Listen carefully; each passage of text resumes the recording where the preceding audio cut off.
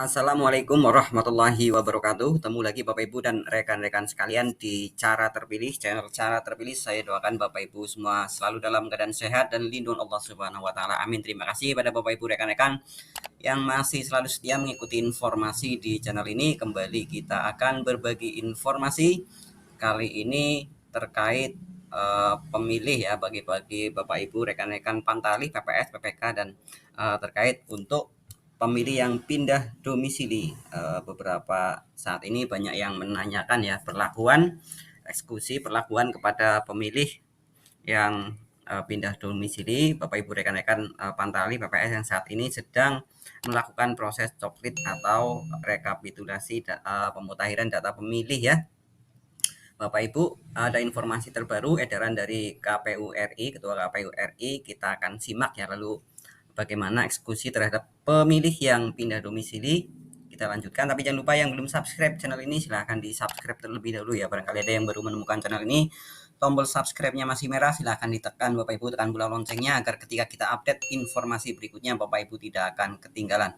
Langsung saja kita akan simak edaran dari Ketua KPU RI terbaru tanggal 24 Februari 2023 nomor 197 garing PL titik 01 strip SD garing 14 2023 perihal pencatatan pemilih pindah domisili dalam kegiatan pencocokan dan penelitian.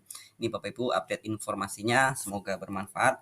Langsung saja kita lihat isi suratnya Bapak Ibu sehubungan dengan kegiatan pencocokan dan penelitian coklit yang dilaksanakan oleh Pantarlih tanggal 12 Februari sampai dengan 14 Maret 2023. Maka dengan ini disampaikan hal-hal sebagai berikut. Mari kita lihat Bapak Ibu informasinya. Kita mulai dari Pantarlih ya, kita balik Bapak Ibu. Kita mulai dari Pantarlih, kalau ini dari mulai dari KPU provinsi ya atau KPU kabupaten kota. Kemudian PPK bagaimana perlakuannya, kemudian PPS. Nah, sekarang kita langsung ke Pantarlih ya. Yang D. Pantarlih yang pertama, Pantarlih wajib mendata seluruh pemilih yang ada di wilayah kerjanya. Oke, Bapak Ibu, rekan-rekan petugas Pantarlih ini ya jelas ya, wajib mendata seluruh pemilih yang ada di wilayah kerjanya. Kemudian yang kedua, dalam hal Pantarlih menemukan data. Yang pertama, A. Pemilih yang belum terdaftar dalam formulir model A daftar pemilih dan beralamat sesuai dengan KTP L dalam satu kelurahan desa tempat Pantarlih bekerja, maka pemilih tersebut dicatatkan ke dalam formulir model A daftar pemilih potensial model A daftar potensial pemilih dan atau dimasukkan datanya sebagai pemilih baru ke dalam aplikasi coklit. Ini jelas ya apabila Bapak Ibu rekan-rekan mendapatkan pemilih yang belum terdaftar dalam berkas coklit yang Bapak Ibu miliki dan juga di e-coklitnya, otomatis harus mendaftarkan pemilih tersebut sebagai pemilih baru dalam model daftar potensial pemilih dan memasukkannya ke dalam aplikasi e-coklit. Ini jelas ya yang A. Kita sudah paham semua itu. Kemudian yang B, pemilih yang berdasarkan KTPL beralamat di luar domisili wilayah kerja Pantarlih dan telah terdaftar dalam formulir model A daftar pemilih. Maka Pantarlih mencoret alamat yang bersangkutan dan mencatatkan alamat sesuai KTPL di baris bawahnya, lalu menuliskan pindah domisili pada kolom keterangan dan membubuhkan tanda contreng atau sesuai dan atau mengubah status data pemilih tersebut sebagai sesuai dalam aplikasi e-coklit. Jadi yang kedua ini, apabila Bapak Ibu beralamat menemukan pemilih beralamat KTPL di luar wilayah kerja, tetapi telah terdaftar pada formulir yang Bapak Ibu pegang, maka Bapak Ibu rekan-rekan Pantarlih coret alamat yang bersangkutan di daftar Bapak Ibu ya, dan catatkan alamat sesuai KTPL-nya di baris bawahnya ya. Jadi alamat yang lama dicoret, kemudian di baris bawahnya tuliskan alamat sesuai KTPL. Lalu di kolom keterangan ditulis pindah domisili dan dicentang sesuai ya. Dan di e-coklit juga termasuk pemilih sesuai hanya diberi keterangan pindah domisili, coret alamat lamanya dan tuliskan alamat sesuai KTPL di baris bawahnya. Jadi begitu ya Bapak Ibu tindak lanjutnya untuk jadi Bapak Ibu yang memilih pemilih menemukan pemilih yang beralamat di KTPL luar domisili akan tetapi terdaftar di daftarnya Bapak Ibu ya. Untuk rekan-rekan Pantali ini dua hal ini mandiri ya, ini secara mandiri apabila menemukan data secara mandiri ada A dan B tadi. Kemudian ini yang ketiga, dalam hal Pantali memperoleh informasi dari KPU Kabupaten Kota melalui PPK dan PPS, maka Pantali melakukan pengecekan terhadap informasi tersebut dengan cara sebagai berikut. Ini yang ketiga, ini apabila mendapatkan informasi atau memperoleh informasi data dari KPU melalui PPK dan PPS ya. Maka tindak lanjutnya yang A, dalam hal Pantali mendapatkan informasi penambahan pemilih baru dan tidak terdapat dalam formulir model A daftar pemilih di wilayah kerja Pantali dalam satu kelurahan atau desa, maka pemilih tersebut dimasukkan sebagai pemilih baru dengan menuangkan ke dalam formulir model A daftar potensial pemilih. Jadi Bapak Ibu rekan-rekan Pantali apabila menerima data informasi penambahan pemilih baru yang di daftar Bapak Ibu belum ada, maka silakan dimasukkan ke dalam daftar potensial pemilih ya. Ini sama, cuman tadi yang di atas itu Pantali menemukan sendiri, sedangkan ini adalah informasi dari KPU melalui PPK PPS ya. Oke, ini pemilih baru yang A. Kemudian yang B, dalam hal Pantali mendapatkan informasi bahwa pemilih di wilayah kerjanya bukan pemilih dalam TPS wilayah kerjanya, namun masih dalam satu kelurahan. Ini masih dalam satu kelurahan ya. Maka Pantali menuliskan pada kolom keterangan 8 atau salah penempatan TPS. Ini jelas, ini sudah diketahui ya.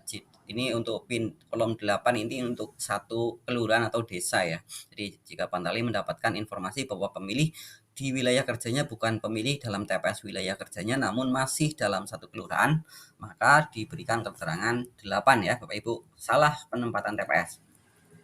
Kemudian C, dalam hal Pantali mendapatkan informasi bahwa pemilih di wilayah kerjanya bukan pemilih dalam TPS wilayah kerjanya, maka Pantali mencoret alamat pemilih yang bersangkutan dan mencatatkan alamat sesuai KTPL termasuk nama kelurahan, desa, kecamatan, kabupaten, kota, dan provinsi di baris bawahnya, lalu menuliskan pindah domisili pada kolom keterangan dan membubuhkan tanda contreng atau sesuai dan atau mengubah status pemilih data tersebut menjadi sesuai dalam aplikasi e-Coklit. Ini Bapak Ibu, dalam hal Pantali mendapatkan informasi bahwa pemilih di wilayah kerjanya bukan pemilih dalam TPS wilayah kerjanya, maka Pantali mencoret alamat. Nah, ini sama dengan yang tadi di atas ya. Sama dengan dia yang tadi di atas, hanya ini nanti didapatkan dari KPU RI datanya ya Bapak Ibu. Jadi sama, cuma perlakuannya sama. Pindah domisili tetapi Coklatnya adalah sesuai ya, cuman alamatnya dicoret digantikan yang terbaru. Yang keempat, lanjutkan, Pantali melaporkan pemilih pindah domisili sebagaimana angka 2 dan 3 kepada PPS. Demikian. Nah, ini Bapak Ibu untuk rekan-rekan Pantali ya, mohon untuk bisa dijadikan pegangan terkait pemilih-pemilih yang pindah domisili ya Bapak Ibu. Yang menginginkan edaran ini nanti bisa di-download di link deskripsi video ini, saya cantumkan linknya ya Bapak Ibu. Di deskripsi video ini silahkan di-download. Itu tadi untuk Pantali ya, untuk tindak lanjut bagi Pantali. Nah, untuk rekan-rekan PPS bagaimana? Yang C, balik dari bawah ke atas ya. Panitia pemungutan suara ke PPS menerima temuan data pemilih pindah domisili dari KPU Provinsi Aceh dan atau KPU Kabupaten KIP Kabupaten Kota melalui PPK dan melakukan pengecekan informasi tersebut sesuai dengan kondisi di lapangan. Yang kedua, PPS merekap laporan pemilih yang keluar dari wilayah kerjanya pada formulir model A daftar pemilih dan dengan kolom keterangan yang bertuliskan pindah domisili, kemudian menuangkan pemilih tersebut pada formulir model A daftar perubahan pemilih dengan mengisikan pada kolom keterangan kode 4 atau pindah domisili dan memberikan salinannya kepada PPK. Jadi kode 4 ini ada tapi di PPS ya Bapak Ibu, di rekan-rekan Pantali tidak ada kode 4 ya. Oke. Kemudian yang ketiga, PPS mereka pemilih yang masuk ke wilayah kerjanya sebagai pemilih potensial dan kemudian menuangkan pemilih tersebut pada formulir model A daftar perubahan pemilih dengan mengisikan pada kolom keterangan B atau pemilih baru dan memberikan salinannya kepada PPK. Jadi ini terkait pindah domisili baik yang keluar maupun yang masuk ya, untuk rekan-rekan PPS bisa diperhatikan. Kemudian untuk rekan-rekan PPK tentu saja meneruskan informasi dari KPU. provinsi atau KPU Aceh dan atau KPU atau KIP kabupaten kota kepada Pantalih melalui PPS. PPK melakukan pengecekan terhadap pemilih keluar dan pemilih masuk di wilayah kerjanya pada formulir model A daftar perubahan pemilih dari PPS secara cermat serta menyandingkan data dengan informasi yang diberikan oleh KPU KIP kabupaten kota.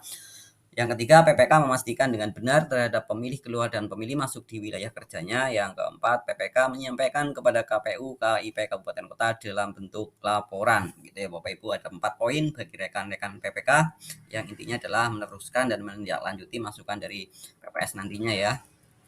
Oke, ini selanjutnya adalah untuk KPU provinsi atau KPU kabupaten kota ya kita lewati. Jadi demikian Bapak Ibu informasinya terkait bagaimana tindakan atau tindak lanjut terhadap pemilih-pemilih pindah domisili atau perlakuan sebagai Pantalih dan juga PPS ya. Kuncinya di Pantalih dan PPS karena PPK dan ke atas itu hanya menerima data rekapitulasinya ya. Oke Bapak Ibu, semoga bermanfaat informasi kali ini, dan sekali lagi bagi Bapak Ibu rekan-rekan yang belum subscribe channel ini silahkan di subscribe dulu ya. Terima kasih pada Bapak Ibu yang sudah subscribe dan sudah mengikuti berbagai informasi di channel ini. Kita ketemu di video selanjutnya. Saya doakan Bapak Ibu rekan-rekan semua seluruh Indonesia, rekan-rekan penyelenggara diberikan kesehatan dan lindungan Allah Subhanahu wa taala, diberikan kelancaran dalam menjalankan tugas. Amin amin ya rabbal alamin. Terima kasih. Wassalamualaikum warahmatullahi wabarakatuh.